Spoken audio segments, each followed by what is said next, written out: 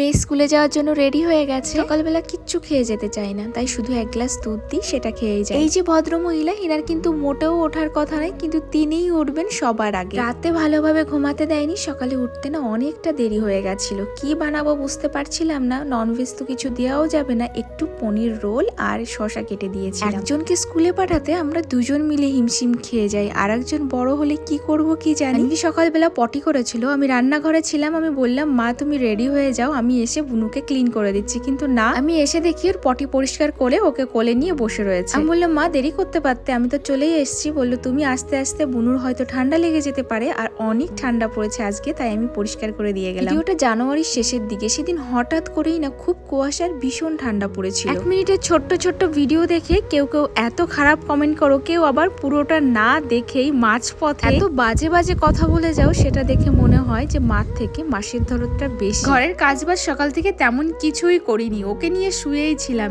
এত ঠান্ডা পড়েছিল হঠাৎ করে, কিছু তেমন ভাবে করতে ইচ্ছা করছিল না। ঘরের মধ্যেই ওকে আজ স্নানটা করিয়েছি। স্নান করাতে করাতে মোটামুটি 11:30 পৌনে 12টা বেজেই গেছে। অনেকটা সময় ধরে দুজনে মিলে খেললাম, অনেক কথা বললাম। খাইয়ে দাইয়ে দেওয়ার পর এখন ঘুমিয়ে গেছে।